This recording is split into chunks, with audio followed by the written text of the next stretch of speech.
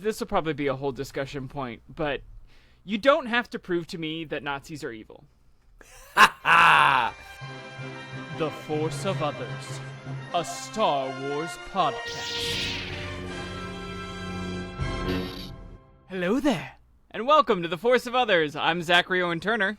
I'm Matt Boitner, and today on The Force of Others, we're talking all about Andor Season 2, Episodes 1 through 3. We are a week behind, but that's because we've had a week to think and debate and discuss, and now we're going to give you all of our deep dive discussions on those first 3 episodes. But first, we're going to talk about a question from one of our listeners. This comes from Rocky Westbrook.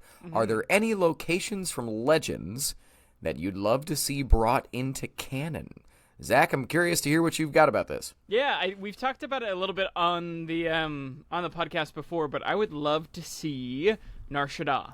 I know we've kind of gotten it a little bit here and there, but we've never really gotten a full-fledged, hey, this is the home of the Hutts, this is the it's Nal Hutta is the home of the Hutts, but Nar Shaddaa is a moon of it. So see both of those planets. I would love to see a Hutt home planet. I think that'd be really cool. But Nar Shaddaa being this like scum and villainy, just like center of, rabble rousing. That's what I want to see. Also, I do want to see Nal Hutta now that I accidentally said it, because can you imagine the infrastructure of a planet made by slugs? Yeah, they're giant slugs. So is it all like tunnels? Is it moist or is it dry? Well, I will say we have seen it on Clone Wars, but it's kind of a blink and you miss it venture. It's just kind of a gross swamp bog planet. But that's really all there is to it. Yeah. But now we haven't spent a lot of time there. I'll definitely give you that. But yeah, no, and we talked about it back on in some of our Acolyte coverage that apparently they almost brought Nar Shaddaa on screen, and we were like, why not? Why not? Give it to me. Why did not do that? I think they're afraid. I also think it wouldn't surprise me if they were like, you know what, Nar Shaddaa was visualized and created in the EU before Coruscant was really visualized, and they are almost indistinguishable in many ways, in that they're vertical cities. They're whole city planets, you know what I mean? I love Nar Shaddaa because you can make it slightly smaller and more manageable than Coruscant, but it wouldn't surprise me if it's just that simple. Yeah. That they're like, well, they're too similar. When I feel like the place that we got on Skeleton Crew is so similar, the Pirate Haven. Port Borgo. Yeah. To kind of what you want it to be. But yeah, I would love to see a canon reinterpretation of Nar Shaddaa. 100%. What about you? Well, and speaking of reinterpretations, I really, really miss classic Ossus from, this was created in Dark Empire 2. Old, insane 90s comics that I highly recommend. Just do not take it seriously because it's completely preposterous. This is the original Return of Palpatine, all that stuff. But every single comic just reads like they didn't care at all, and they were just doing insane things on every page. But so classic Ossus was the great Sith War turned what was once this metropolis planet into an arid, toxic planet littered with lightning storms. Most of what remained of ancient Jedi cities were giant canyons with these battle-scarred murals and catacombs containing all of the ancient Jedi knowledge. And here's the thing. That's essentially what Exegol is in canon, but it's different because with Exegol, it's so clearly tied into Palpatine's essence, because at the end of Rise of Skywalker, the sun is shining, and there's no lightning anymore, and we're not living on strange blue mist world. It just looks like a normal place, right? And Ossus is, it's almost red-tinted, and the whole planet is scarred, and all of the ancient Jedi knowledge is there in catacombs. It's an Indiana Jones planet. I just thought it was so cool, and the biggest reason it bothers me is Ossus exists in canon. It's the forest planet from Book of Boba Fett, where Luke Skywalker makes his Jedi temple. Oh, cool. Which is cool, but it's so different. But not the same thing at all. And it's like, guys, like, I cool, you want to have Luke have... Because that's Ossus is where Luke eventually established his Jedi training temple. Yeah. In Legends. He first did it on Yavin, and then that got taken out, and then he did it on Ossus. So yeah, they want to do the same thing. That's cool, but don't just give that planet that name when it is kind of a normal, run-of-the-mill, just forest planet. Yeah. It's a beautiful planet, but it ain't Ossus, dog. So there we go. I mismead some Ossus, but that's something that can never come back. So that's me whining. That's an old man whining at clouds. And we have Exegol anyway. They did it this way. Yeah, exactly. When I was a kid, it was better. But either way, if you have questions that you want to hear us whine about, or maybe give more detailed and thought-provoking takes, email your questions to forceofothersradio@gmail.com. But, and in the meantime, Zach, how was your week? And how did Star Wars find you this week? Yeah, I had a really great week. A great week of just, we're getting busy at work, but that's fun. Had a wedding that I bartended, which was super fun. Just like good people, good vibes. But the way that Star Wars found me this week, besides talking about Andor with all of my coworkers, because there was a lot of discussions about Andor. 2 nights ago now, I saw Revenge of the Sith in theaters, and I got the popcorn bucket. You did it. Oh my gosh. It makes sounds. He breathes. So yeah, That's I was cool. just sitting there, popping off the top, eating popcorn out of Vader's head, with a bunch of people that I got together to celebrate my birthday, which was really fun. And I sat next to one of my friends who has never seen the movie before. And I had another friend as well who had seen parts, but he had never seen it all the way through. And I gotta say, it was so fun to see what people reacted to, because I was in between one of my best friends and Kai. Kai hadn't seen it in maybe 10 years, and then my other friend, she hadn't ever seen it. And so what there were things that I was like, oh, that is funny. Yeah. The droids completely got my friend. She was laughing her ass off at every, you're welcome. She's like, they're so sassy. Her review was, I have a new phrase for every time I fail at something, which is often, and it comes from Yoda. She goes, failed have I? Into exile I must go. Nice. But yeah, that... seeing her reaction to Anakin waking up from the dream with all of his abs, and just all the other stuff, and then seeing Kai fully cry at Order 66, just weeping. It was awesome. It was just cool to be around a bunch of people, and everybody in the theater was having a good time, and so it was good vibes all around. I partially dressed up in my Force of Others gear. I had Han Solo's belt, had a lightsaber. And then I was walking through New York City holding my Vader helmet. So, pretty fun. But what about you? I know that Matt also saw Revenge of the Sith, but how was the rest of your week, and how did Star Wars find you? My week was very not special. My real life week. Work is happening. For those of you around the Granbury Theater Company, we've got 2 Academy shows playing this weekend, so I'm currently in double tech week for Seussical Kids and Julius Caesar, our Shakespeare show. So if I sound a little under the weather, that's part of why. I'm actively fighting a cold. And I've got my medicine ball from Starbucks. Starbucks not a sponsor, but you could be. So anywho, but I did see Revenge of the Sith in theaters with the same people that I saw it with 20 years ago. We've talked about it on the show. But it was Lance and my mom and I went to see it again. The biggest thing that I took away from that experience, my mom stayed awake the whole time. Ooh. She has famously never not fallen asleep in this film. I think this was the first time that she saw the General Grievous scenes. Wow. She was like, I heard her at one point go, oh, that makes sense now. And I laughed a lot. I thought that was very, very funny. But I had not the best theater experience. On the other side of Lance were two guys that were really down to make fun of everything that was happening. Moving on from Palpatine's, no, you will die. They all just started roaring laughing. Admittedly, there's a little camp in Star Wars Episode 3. There's a lot of camp. But for the rest of the movie, they were word for word quoting and making fun of the entire thing. And at a certain point, it's like, hey, the movie came out 20 years ago. This is basically like a roller coaster ride. We all know what's coming. Let's just have a good time. But can you not, like, play-by-play the film that we're all watching?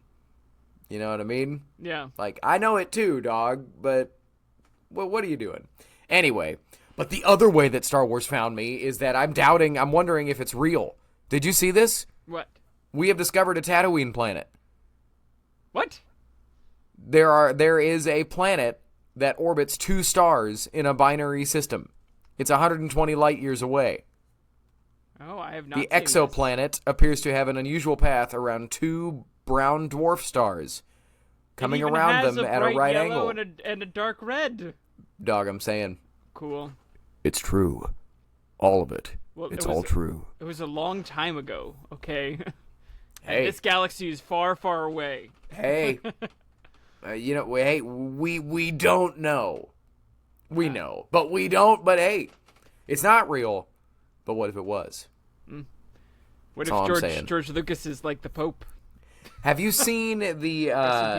fan film? Rest in peace. The fan film is Star Wars Origins or like George Lucas Origins where or something. it's Indiana Jones finding the Star Destroyer and all that. Yeah, he finds a Star Destroyer buried in the sand, and then you find out that like that that's George's dad.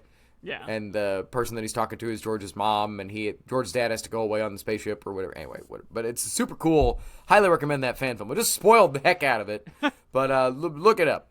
That actor I really like, the guy who plays Han Solo. He does an excellent... I knew about it because I followed him on social media, and he does such a good Robin Williams impression on top of his excellent Harrison Ford, impression. But Jamie Costa. Mm-hmm. It's his name. I'll go. We'll shout him out. He's definitely not listening, but if he was, come on the force of others, buddy. Anywho, to the Star Wars that we didn't have to find, to the Star Wars that was there. Yeah. The new Star Wars. 3 Zach, I'm throwing it over to you. of new Star Wars came out this week, all in one night, and somehow people reviewed it the next day. I don't know how. They don't have jobs. This Either is that their or job. They stayed up super late because it didn't come out until what? Is it 9 p.m. on the West Coast? Oh yeah. So it's like super late. On even in Central and East Coast for sure, super late. Yep. We are, as at time of recording, there are 6 episodes out. Well, I have watched 3.5. So, we have 3 new episodes that we're going to talk about today. 1 Year Later, directed by Ariel Kleiman, writer Tony Gilroy. Sagrona Tima, also same crew, and Harvest, director, also the same crew. Yep, yeah. All 3 directed by Ariel Kleiman and written by Tony Gilroy. But yeah, we kind of spoiled this a little bit in our short. But that first episode, it's fun. It's funny. Even there's moments of levity in all 3 episodes, which I didn't think we were going to get at all. Matt, do you want to start with your opening thoughts? Sure. So, it's funny. That opening moment that you're talking about with Cassian stealing the ship and, like, talking to someone, convincing them that, like, fighting against the Empire is a good thing. That is very much what I thought this show was going to be when it was announced. A rebel spy doing rebel spy stuff in the early Galactic Civil War. Obviously, that's not what this show is at all. No, but man, but it was super cool. Great. It was super fun. Could be. Yeah. But what about you? What are your opening thoughts? Yeah, that first moment of that first episode gave me hope for the entire show. That it was a little bit more of a course correction. The first episode in general, I was like, wow, okay, cool, we're gonna get it. And then I gotta tell you, by halfway through episode 4 now, I'm like, oh, we're back. We're back into full Andor. Yeah. But I do think these 3 episodes have some really, really good stuff in it. Yeah. You said it in your mini review. The cinematography on these episodes is insane. We'll get into our likes in a bit, but yeah, I like most of these 3 episodes. There's a whole plot line that I think is absolutely useless, but we'll get into that. I think we're gonna agree. Yeah. Yeah. You want to start with your likes? Yeah. So this is me being a shameless butthead. I called it. The season opens on the heist of the TIE Avenger. In my opening notes, I have Matt called it. Are you not entertained? Called it. We talked about the absolutely gorgeous production design, like phenomenal. This I said in our short, this is the best direction, cinematography, production design we have ever had. Period. In this franchise, especially for episodes that are this long, it was just gorgeous to look at. I loved the hangar droid in front on Cassian's heist. We'd never seen that before. It was like a mix of a gonk and a probe droid. It was kind of cool. Yeah. I loved that first quote. You're coming home to yourself. You've become more than your fear. Let that protect you. Gold. And the Avenger heist, that whole sequence. I have a dislike tied into that. Really? But we're going to get to it later. I'm going to keep it positive right now. Chandrilla, Mon Mothma's home planet. We have never seen that before anywhere. It has only been in novels. And it's beautiful. It is gorgeous. I love that it started as like, I got a new place to visit in Star Wars. That's the one. This has overtaken Alderaan for me. And I love that it starts there, and then as you spend more time there and you get more into it, it is a prison for rich people. Yeah. And I know that, like, that sounds silly to say because you're like, how can rich people, their lives are great, they have everything. It's right, but more money, more problems. You can have everything and also have nothing, and that's what Chandrilla is. Bix's nightmare. I loved that sequence. I loved the Dr. Gorsk, I think is his name. You see his face in the mirror, and then, of course, you see the other guy's face in the mirror when we get to the sequence that this is alluding to later. But I loved that. I thought it was I thought that nightmare was terrifying. That Krennic calls everything they're working on with Gorman the Energy Initiative. Cool. And if you don't know, there ain't no Energy Initiative. He's talking about the Death Star. Yeah. It ties into the Catalyst novel. They're trying to get them kyber crystals. Yes. But it ties directly into the Catalyst novel, which, if you love Andor and political Star Wars, go read Catalyst. It is what takes you from the prequels to Rogue One. Mm-hmm. You follow Krennic, you follow the Ursos, all that stuff. Director Krennic is a like in and of himself. That guy's the best. He rocks. He's looks so good. Great. Like, he looks like, I know it's what we're like 10, 15 years out later than Rogue One came out in 2016, so that was 9 years ago. 9 years ago. 9 years later, he still looks spot on. Yep. Yeah, he's great. I love that when we meet Cyril, he's so full of himself. I think that's hilarious. I absolutely laughed out loud when he's like, if you want to be like me, you can't. You know, like... Yeah, it's so funny. I laughed. To get into what I talked about in our short, and what we're going to talk about later, of more intense and uncomfortable than Star Wars has ever been, with the one plot line that everybody knows what I'm talking about, but the actor that portrays that character is incredible. Oh, she's From fantastic. the moment... Oh, I'm talking about the Imperial. Oh, From the moment he walks on screen, you're like, ooh, cool. No, not cool, but oh my God, I know exactly who he is, and I am so uncomfortable. Mm-hmm. He walked a fine line that is very, very difficult as a performer. Of in the first couple scenes, he's kind of he's charming and creepy, and it is hard to do both. It's easy to do one or the other. It is very, very difficult to do both. To jump to a dislike, I wish he had died worse, but we'll get there later. I thought it was funny that Cassian was adrift Avengers Endgame style for a second. B2 playing with kids, phenomenal. One of my favorite moments of the show. The scene with Mon Mothma and her daughter, with Lita, in the wedding dress. Number one, just the cinematography is gorgeous. right? And then when you get in and it's Mon saying, you don't have to do this. My mom was drunk on my wedding day. She didn't. You don't have to throw your life away this way. And she just, I wish you were drunk. Oh, such a gut And then punch. for Mon Mothma to say, well, if we're going by tradition, you have to be behind me. Just like the whole scene, I was just, hey, for all of my whines that I have had this last month when we've been covering Andor, where I talk about how Star Wars needs to be faster and intense, Star Wars needs to be escapism. One of the biggest things that I loved about these 3 episodes was that they moved. Yeah. They had forward motion. Mm-hmm. Always. I think if this had been an entire season, which was the original plan, Andor was going to be a 5-season show. Oh my god. These 3 episodes were going to be a season. I truly cannot imagine sitting through that. I know that's going to make people mad. Sorry. And I know you would have gotten so much more juicy intrigue and so much more setup. But for these 3 stories to be their own, 4 stories to be their own season, I think would have been quite brutal. Yeah. But okay, moving on. So keeping it positive, keeping it positive. My favorite subplot, surprisingly, I never would have thought that I would have said this, but Dedra meeting Cyril's mom. Oh, it was so good. Absolutely hysterical and perfect, and I thought that the cuts to this comedic B-plot worked, where the other one was whack, and we'll get to that later. But I thought this was, every single moment, I thought was absolutely hysterical in a way that I never would have expected.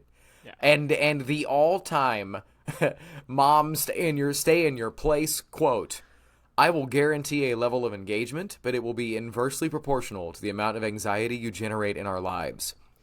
Hilarious. It was so good. Last couple ones. I love Cassian hanging up on Clea to go save his people. Yeah. Like they're having a conversation, he's chewing her out, and then he's like, what's happening? And he just hangs up and goes. And then last 2 things that tie right in together. Luthen's line to Mon Mothma when they're talking about what they need to do about Te Kolma, right? And that how he's like, well, you know what this means. And she's like, I never even would have considered that. And he's just like, how nice for you. Yeah. To not even have to consider that we have to kill him now. Yeah. How good you have it. That you don't have to deal with the stuff that I do. And then Cinta's appearance as the clearest show without tell I've ever seen. Mm-hmm. It's like, oh, he's dead. Oh, no. Also, that fully confirms that she killed that family in that first season.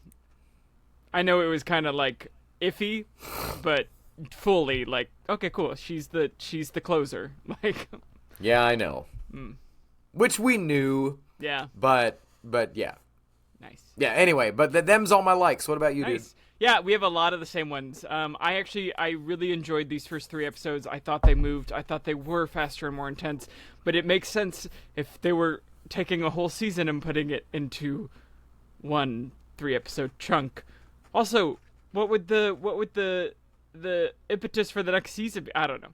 Anyways, I'm glad that it's a 3-episode rather than a whole season. That opening sequence is perfect to me. It felt, I was like, oh my gosh, this is Star Wars. You have a person telling some dogma, but like hopeful, like, you know, he's like, you're okay. I have the same quote. You're coming home to yourself. You become more than your fear. Mm-hmm.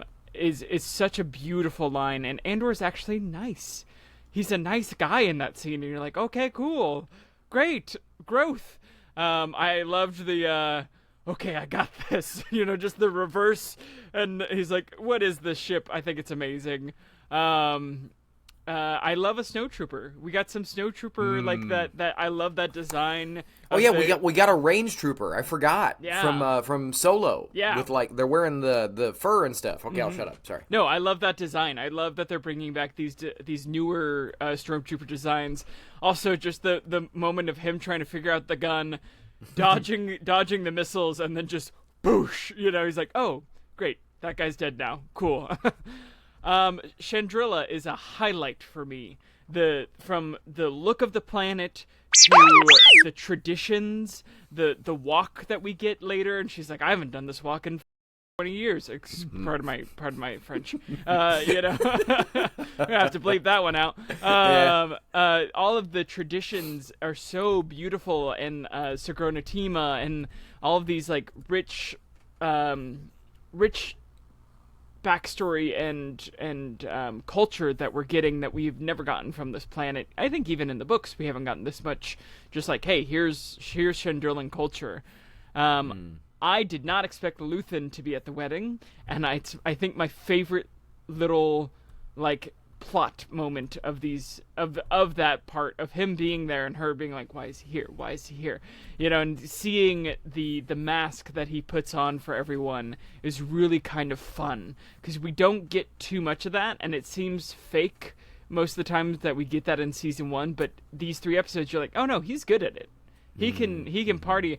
And the like moments of him like asking the different people like, hey, what do you do? Great, we should have lunch. Like, we should do this. I need you as my informant without you even knowing. And then we get to the Krennic Gorman scenes. Great. One of my notes, oh no, spiders. I texted Matt, spider warning. I was like, Matt, watch out, there's spiders. Yeah, they look like ants, so it's all right. Yeah. And then the one thing I do like there's a few things I like from this subplot, but Chekhov's dinosaur is what I have it listed as. If you don't know it, there's a term in theater called Chekhov's gun, which is if you show a gun, there's somebody who's going to use it to kill someone. In this, we got Chekhov's dinosaur. We hear the dinosaur noises, we see the dinosaur sounds. The Chekhov dinosaur is coming, which pays off later in this rebel subplot. Where the dinosaur comes out and eats people. And it's a great scene at the end of episode 2, I believe. But going into episode 2, I really like that Dedra doesn't want the Gorman plot. She doesn't want to lead Gorman. And the guy tells her, catch them first, then make them famous. This isn't a demotion, but you have to make it appear. And he's actually giving her good work advice. He's like, yeah, you were too eager. You got to get the result first and then do it. I love her being like, okay, cool. If you're going to do this, you need rebels that you can count on to do the wrong thing. Just like she's like so methodical. To see her, really think about it is really, really cool to see how her mind works. I laughed at Cyril being the head of the Bureau of Standards, and he's so pompous, and he's like, if you take risks, you can be like me. It was so funny, and it was so like still true to the character. I like that Cinta and Vil have broken up, because their relationship is so strained in that first season, that seeing that, oh yeah, no, like one is two for the cause and the other is two for the other person. One it was in it for the relationship, the other one was in it for the cause. They're ideologically opposed, which I thought was cool. Just a cool design moment. I like the switchboard comms, like the old like switchboard. Her like communications. She like takes the plug out and puts it into another. It's like those old switchboards for telephones, which feels very 70s, which feels very Star Wars. I thought that was cool. And then the end of episode 2, Perrin's speech is beautiful. About, joy has no wind at its back. Remind how fleeting and delicate it can be. Search for it. Bring it into, and just his speech about, it's a very good speech that could be in anything. It didn't have to just be in Star Wars, but I thought it was really, really pretty. And then going into episode 3, I have a lot of likes, sorry. But that opening shot, as you said, very Avengers style, is beautiful. Yeah. When they push into him. I stood there being like, what is this? What are we looking at? And then you're like, oh, he's adrift. Cool. I also had B2 Emo playing with the kids. I really like the mom coming over for dinner. I like the mom in this season. It paid off in a way that I didn't think it would. Yeah. And to see Dedra in a situation that isn't ISB, but to learn so much about her character through that episode is amazing. Also, shout out to the actor who played Cyril. Him laying on the bed while he's just like, I can't handle this anymore. Apparently that was the actor's decision. That was no direction. He just like went over and like did it, and they were like, oh, that's gold. And nobody else in that scene knew it happened until they watched it. I saw an interview with the actress who plays Dedra. But yeah, just I think that's so great. That's going to be my go-to reaction meme for like a long time. Whenever I'm just over something, that. Yeah. I, in my notes, will keep track of any aliens that we see as well. And there is a Minotaur alien at the wedding. There was? Go back into episode 3 when they're having their opening dance, the daughter and the new son-in-law. There's this like big old like horned Minotaur. He's the only alien in the scene, and I was like, I like that. I don't know who he is. I want him though. That's my new favorite Glup Shadow. The Minotaur alien. Well, see, what's funny and uncomfortable, when I Googled Andor Minotaur, the next thing that came up was Andor Minotaur fanfiction. I was like, okay. Oh, I'm gonna stay focused on the task at hand. That's too weird. Well, the internet is broken. Yep. And then my last like is she says, I'm not sure what you're saying, and Luthen goes, how nice for you. That same moment of him just being like, oh, isn't that so nice that you don't even get to like think about that I have to kill people for you. Ooh. Yeah. But yeah, them's my likes. What are your dislikes? Well, before I get to the dislikes, I got to talk about my biggest like for these 3 episodes. My biggest like: Cyril Karn never ate cereal. Okay, moving on. No cereal. No cereal scenes in these episodes. Okay, so getting into all the spicy part of the episodes, our dislikes. So it's what I talked about at the beginning. The whole TIE Avenger heist and the vibe of this season, as you talked about as a course correction. Why? Why add jokes? Why change the feel? Stick to your guns. If you want to make a show that is Star Wars for adults, why do you feel the need to respond to the audience saying, but why aren't there jokes? Like, do you want to do your own thing, or do you want to do something for the audience? It reminded me of Denis Villeneuve's Dune Part 1 and Dune Part 2, where Dune Part 1 is very, very, very, very joyless and stilted, and literally everything is shades of gray, even to like the color grading on the film.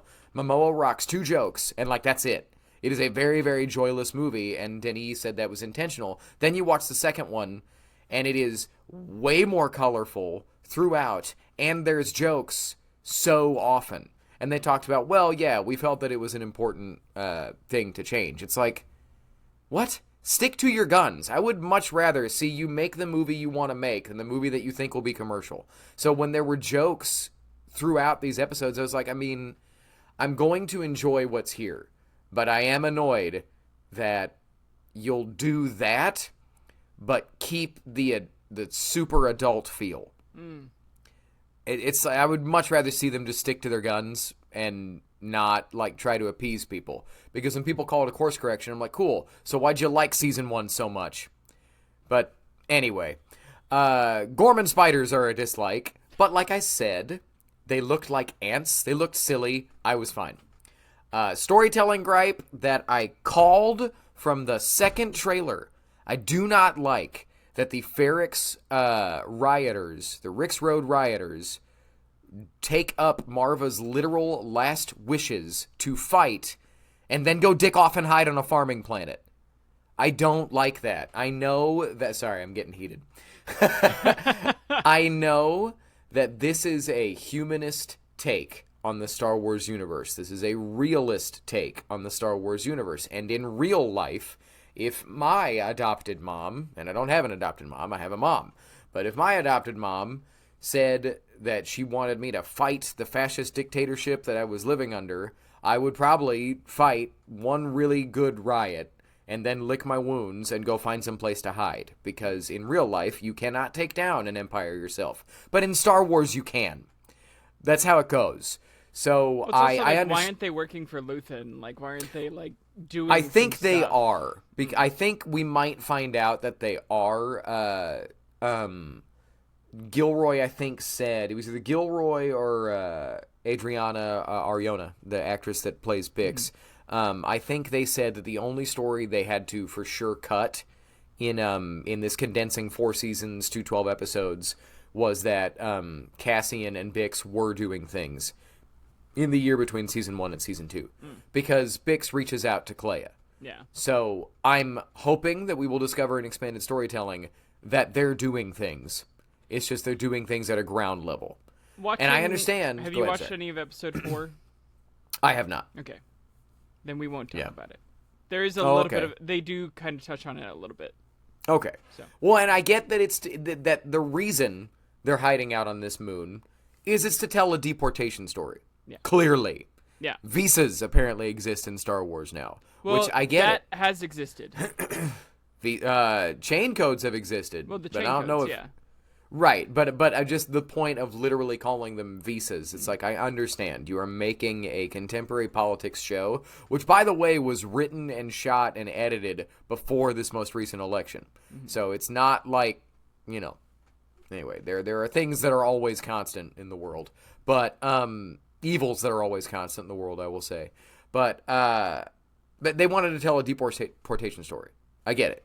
But anyway, okay. I so don't care about the insurgents that capture Cassian, and it was very weird to cross-cut between that and everything else. And, I'm not thick. I get that you're talking about how leftist infighting stops revolutions. I get it.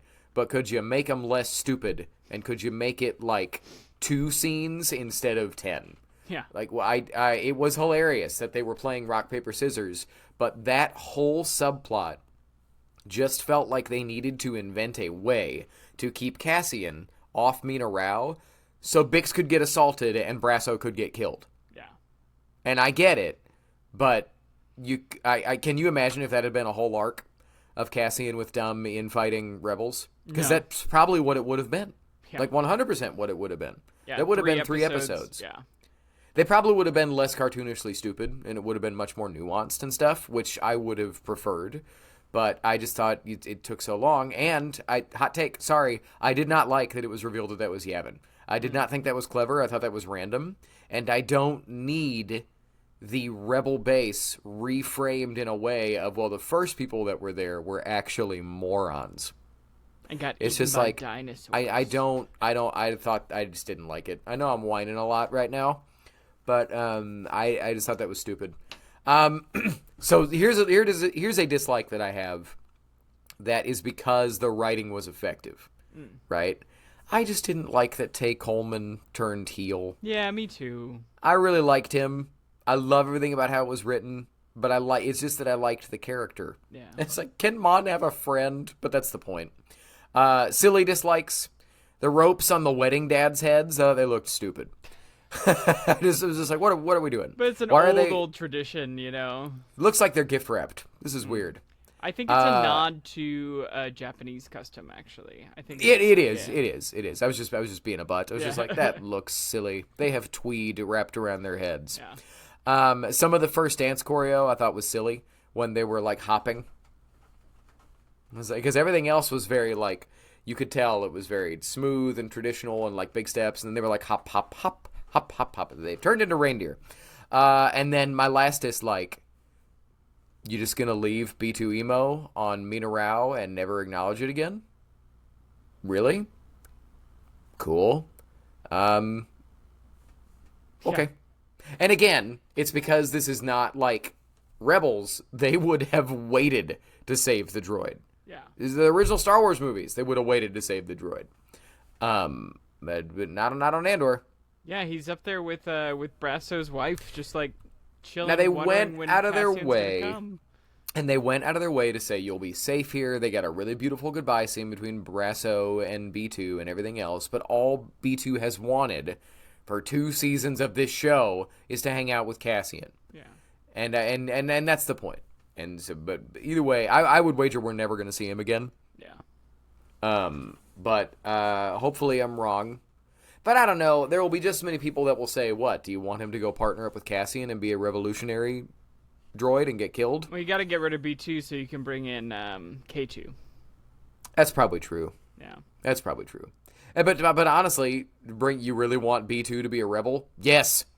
Because on any other Star Wars story, he'd be okay. And we'd get to see him be a hero. But, okay. There's my wine's over. Zach, what about your wines? Yeah, my biggest dislike of these 3 episodes is the stranded rebel plot. I hate it. Yeah. I don't I don't think it's even funny. I hate the rock paper scissors. I was like, if you're gonna do it, like, do a fight, like, like, it just felt so ungenuine. And I didn't even really realize it was Yavin until like a day later. I was like, oh, that was Yavin. Cool. Why? Yeah. Yeah. I mean, it's cool. Like, I like that Yavin is a dangerous planet, and that's why people are like hiding out there. But like, is that really? That's it? Like, that felt so fan servicey for a show that is not very fan servicey. Like, I don't know. I just was like, I don't care about any of these rebels. It's cool that Cassian knows exactly who they are. He's like, oh, you're these rebels. I know the person who leads you. And they're like, nah. But like, I also, unfortunately, think that that's one of the characters I would get cast as. I'd be one of those they all look like Jesus. And I was like, oh, man, I'm right there. Like, that's me. Like, oh. Cosplay incoming. No. I'd rather do Perrin. And I don't even love that character. Wait, that could work. You could be Perrin and Kai could be Mon Mothma. Oh, that'd be fun. Okay, just putting it out there. That would... Anyway, I'll shut up. But I don't want to play Perrin. Again, in my notes I have, again, I don't even like it. I don't even care about Jurassic Park moment. Like, what's the point? I hate the creepy Imperial. I hate it. Yeah. I hate it. Yeah. I dislike Tay turning heel. But I like Luthen seeing it, calling it, and taking care of it. I love that moment.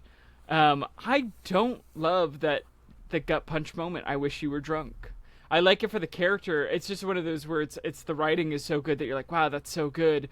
But man, I hate it for Mon. Yeah. Like, she's already dealing with so much that it's like, really, whew.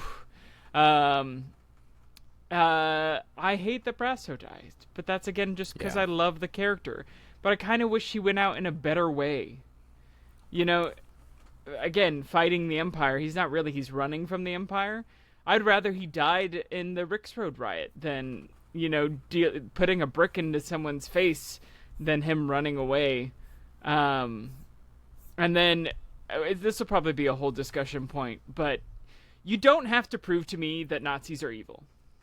Yeah. I understand that some people feel seen, and I understand that women are subjugated and sexual assault is real, and I don't minimize any of that.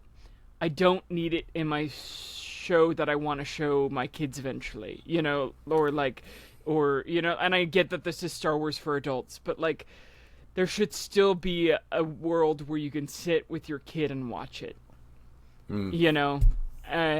Because like, there's stuff in kids shows all the time that are like, innuendos that fly over their heads. But I don't need a sexual assault scene. I don't need it. I don't want it.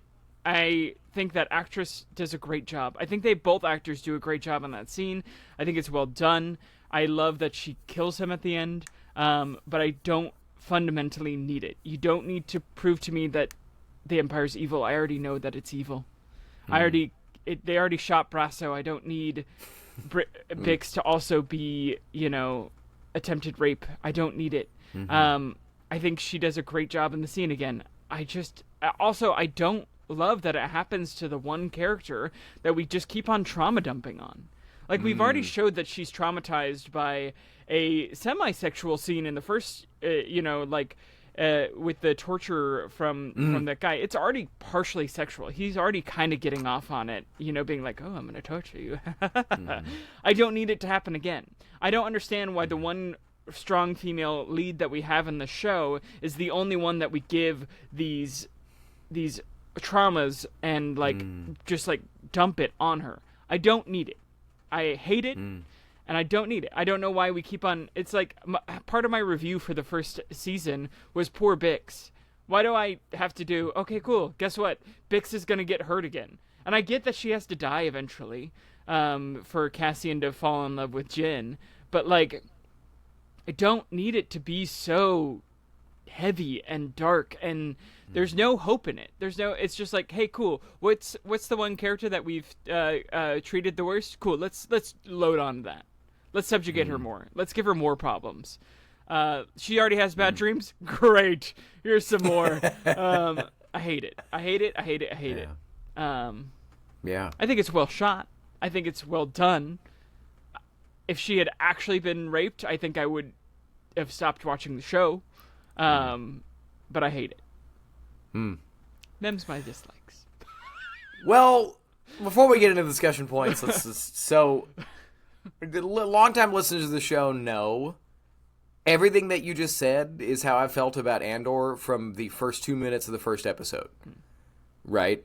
Where the main character of a Star Wars show, which up until that point had been an all-ages experience, with the exception of, again, in 1977, you do see the charred corpses of Owen and Beru. You see it. Close up. Right? There has always been violence. There have always been adult themes present, but it was always presented in a universalist way that anybody could watch. And then you get to Andor, and the first thing that happens is your character walks into a brothel and then murders 2 cops in the street because they're douchebags. And not in a Star Wars way at all. In a brutal, the first one's an accident, and the second one is an intentional lack of mercy shown. I'm going to gun someone down in the street. And from that moment on, Andor has lived in a pocket of my brain that was like, cool, it's not a Star Wars show.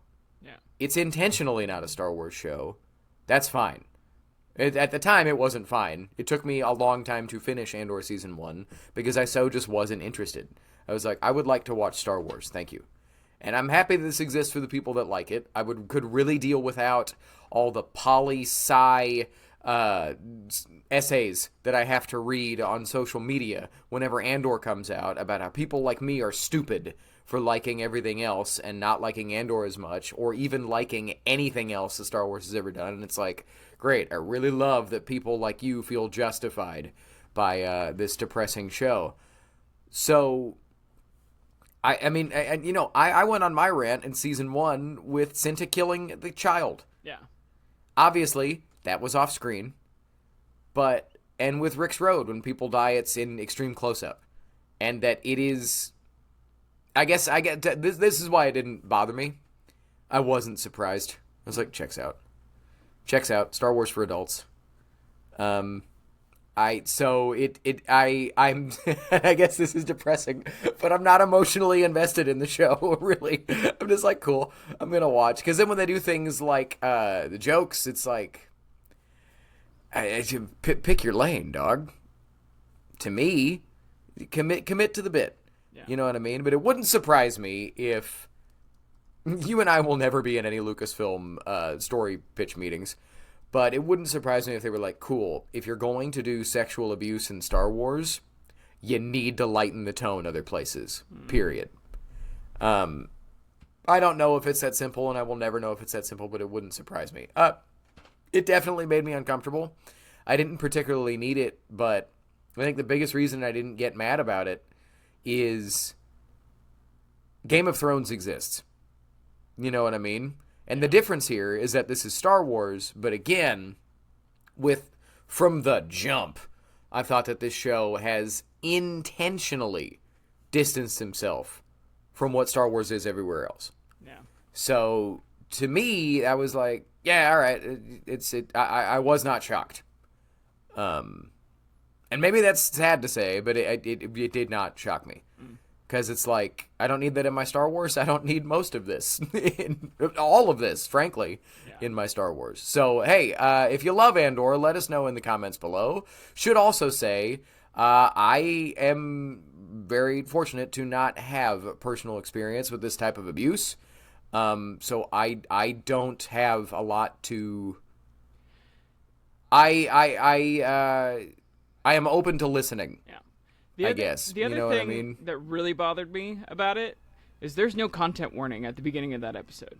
I've seen that shared as well. Like, Yeah. I watch Dimension 20 all the time, and before every single episode, they say there are explicit content. You know, in the description, you can see what might pop up where. People have real. I mean, people have been sexually assaulted, and some have PTSD with that. Like, watching a Star Wars should not send you into a spiral, especially if you don't know what's coming. It says strong language and violence. It doesn't talk about anywhere about sexual assault. It's like, where's the content warning, Disney? Where's the content warning? Yeah. Well, and that's the thing. It's that, and no, you're fine. But it's the same deal that I've been saying from the jump. That, like, can you imagine? And it has happened where I would watch Skeleton Crew episodes, and Disneyplus recommends me Andor as the next thing to watch, and it's like, that's not okay. But so I guess in this particular instance, it didn't shock me because they killed a kid on this show. So, you know, like, it is an incredibly well-made, well-written show with content that, everything that we're saying, all of these things, I've seen people every now and then say, especially right now, oh, I really hope this isn't the last Star Wars that we get like this. I guarantee you it's the last Star Wars you're ever going to get that's like this. You're never going to get Game of Thronesian Star Wars again because of all of these discussions, right? And I don't think that's a bad thing. I'm happy this show exists for those that love it, but there's a lot of content things that I'm like, it's just, you're... Okay, I've got to find my words. Go ahead. Well, I mean, just this will kind of help lead into discussion questions. Do you think Andor needs a little bit more Gareth Edwards? I would love to visit the version of our universe where Gareth Edwards' Rogue One got finished. Yeah. And that's not to trash on Tony Gilroy, but every now and then when you hear things that were going to be in his version of the movie, it's like, that sounds more traditional Star Wars-y. Mm-hmm. Cassian was not a rebel agent that was disillusioned with the rebellion. He was a rebel agent that was a secret Imperial agent and came to the rebel side by the end of the movie. And I'm like, that sounds a little more traditional pulp adventure. Yeah. I would like to watch that film. Because while I can appreciate the gray, dirt under your fingernails version where we start our movie with Cassian having to kill the informant that tells him about the Death Star, you know, I could also deal with that, you know, anyway, that he's an Imperial that chooses the rebellion and chooses to die for it at the end. That's a story that we haven't seen yet, and I would like to see. But Gareth Edwards, I don't know.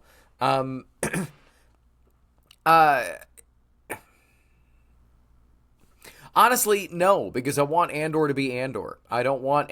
the more that I see jokes in Andor, the more that I'm like, you're really confirming my gripes about this show in a way that I don't like, guys. Because now all the people that are like, and I like that it was funny, it's like, then why do so many people call me stupid for, like, not really liking this show very much?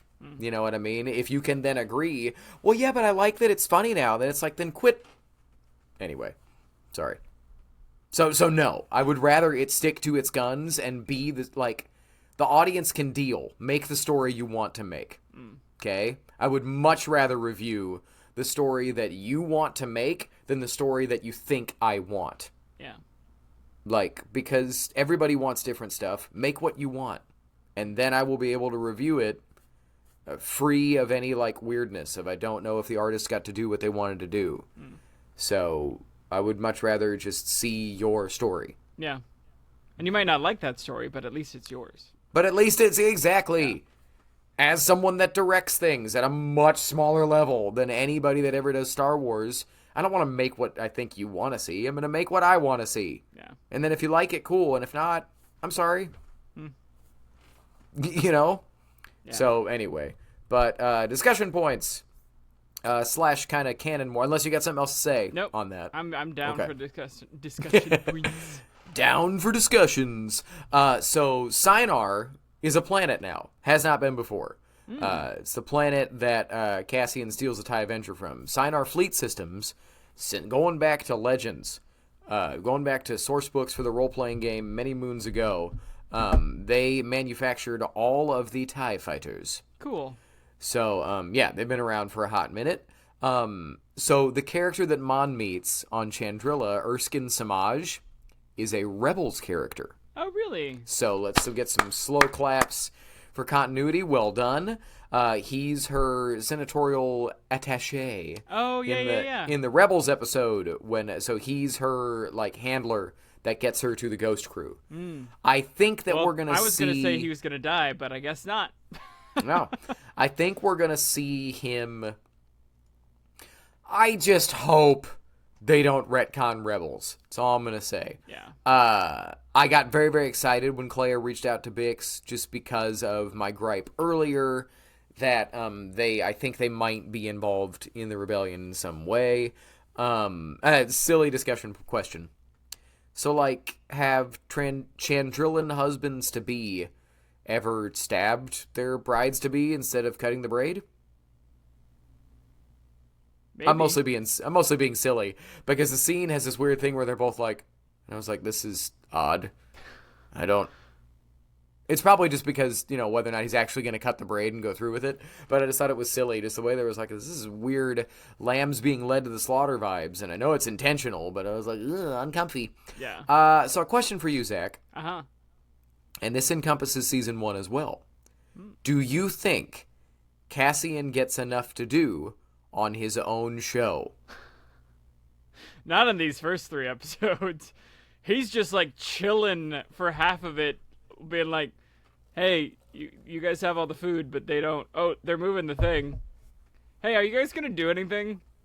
Hey, I could really help. I'm just chained up. Also, I'm a rebel. Well, but I was thinking back to season 1, where I was like, yeah, man, he kind of is, and this happens sometimes with main characters, but the story kind of moves through him. He doesn't really move the story along, really. The biggest decision that Cassian makes in season 1 is to go back to Ferrix to save Bix in the last episode of the season. Yeah. Right? And there are people that are going to be like, yeah, that's the point. It all builds up to him deciding to be a rebel. And I'm like, yeah, I get it, but, I don't know. I just feel like he takes a back seat to Luthen. And season 1, Luthen, Kino Loy, Brasso in a couple ways. Brasso leads the Rix Road riot. Cassian doesn't. Cassian's underground. I think we see him snipe 2 people. Yeah. And then he gets Bix out. So I think it's interesting in that way that he is the centerpiece of this show, but he also isn't. It's odd. Yeah. What are you going to do? My last discussion point was the big controversial thing that we already talked about. I was going to open up that conversation, but we did. So, Zach, I'm going to hand it over to you for your discussion points. Yeah. Isn't it interesting that everyone on this planet knows that Brasso, Bix, and Will are from Ferrix?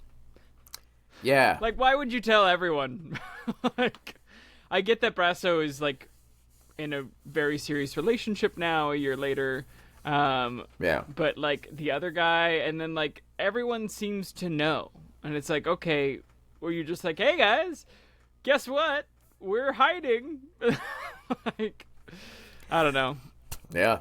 I mean, yeah, it could be. I mean, because they wanted to show a story of Underground Railroad, I suppose, type deal of people heroes housing, illegal aliens. Except for that guy, totally turns him in at the end. So what I didn't see that I think was supposed to be the intention, because then I saw it going everywhere on Twitter.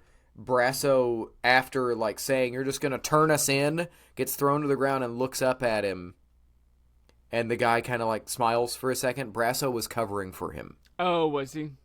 And I didn't see that at all. I was like, what a hateable guy. Because I thought the smile was haha, enjoy the dirt, turd. Yeah. And apparently people were going do you not get it? And I saw it going everywhere. And a lot of people were going, oh, I misinterpreted that. So it was supposed to be a final moment of heroism for Brasso. Oh, well, that's nice. That he knows he's screwed, but he's going to save this guy. He's going to cover him. He's going to cover him. And so they're like, oh, yeah, he turned you in. And then they won't even look into him again. and not ever find out you were trying to protect him. Oh, I like that. Yeah. I like that. Yeah. Okay, that helps me. Do you think Cyril and Dedra dating is a bit forced? See, I did initially, but now I don't. yeah, exactly. Because they're so weird, and she babies him so much, like the way she's grabbing his face and stuff, and I was like, this is so uncomfortable. But then it's so stupid how your opinions can change based on whether or not you like the art. The scenes with Cyril's mom were so funny. Like, I love it now. Yeah. I never would have thought this. If they could keep, and you can't, but if they could somehow bottle that comedy and reproduce it a bunch, I'd watch a sitcom of Cyril and Dedra. I absolutely would watch that sitcom. Yeah. I love Cyril. Oh my God, you'd call it Cyril Cereal. Yeah. Anyway. Living on Coruscant with an ISB officer. They're like stupid. It's Anyway. cereal. We're gonna write it. And then last little things. I know people have gone through all of Luthen's shop, but I was like, hey, it's Padme's headdress and Plo Koon's mask. Cool. Like when she's like running in. I was like, also, why does he have Padme's headdress? But yeah. But it is cool. I love that little Easter egg. All right. So them's my discussion points. We've discussed most of the things that I thought we would. So yeah. Closing thoughts for you. So I kind of unintentionally did them way earlier, but like overall this moves a lot faster than season 1, but faster for Andor is relative, right? I do like these. I like these 3 episodes, I think, more than all of Andor season 1 except One Way Out. That's my GOAT, right? But it's because they move. Yeah. It's because there's forward momentum the whole time. Yeah. And I think that's because it condensed what for Andor was going to be a whole season into 3 episodes, while still managing to have an Andor-style pace, but with speed. Yeah. And surprisingly, and for everybody that says that I'm dumb and I'm a fanboy and I can't take in, deep entertainment or whatever, my favorite plot by far was Mon Mothma and Chandrila. Mm-hmm. All of that, every single scene, I was glued to the screen. Yeah. And that's just people talking about a wedding. Mm-hmm. Right? But I thought it was absolutely gorgeous. Yeah. I would describe that whole story as, there's no better word, it was gorgeous. It was beautifully shot, beautifully written, beautifully acted.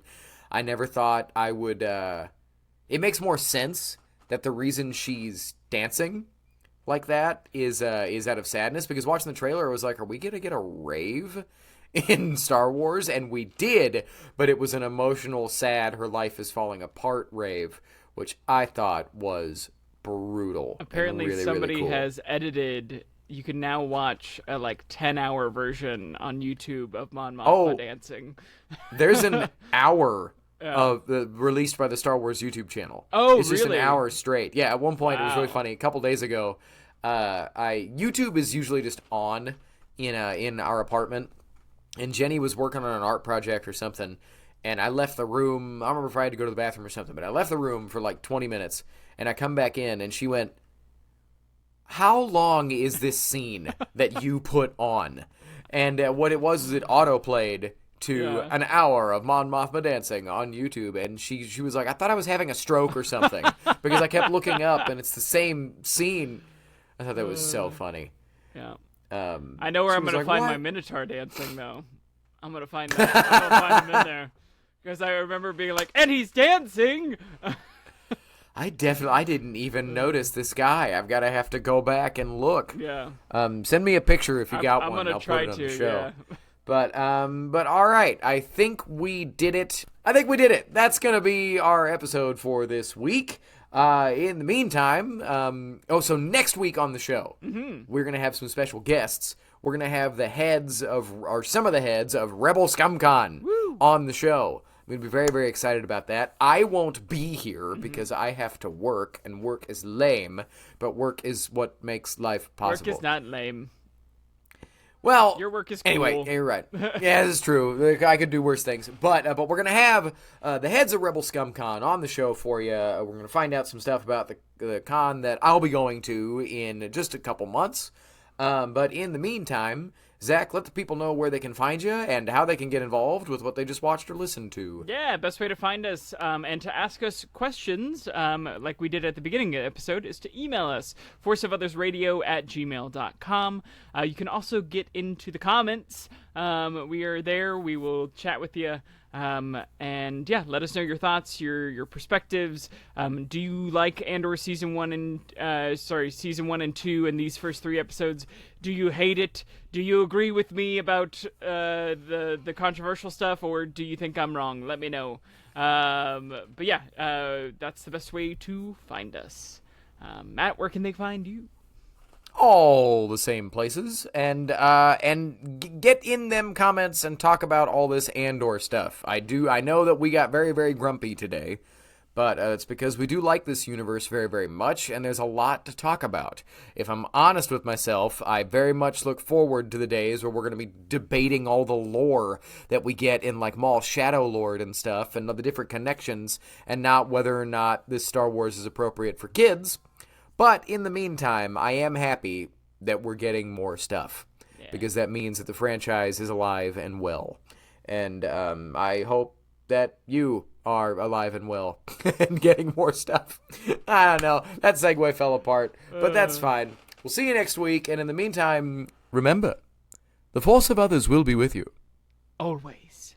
And remember, you're coming home to yourself. You become more than you fear. The Force of Others. There you go. A Star Wars podcast.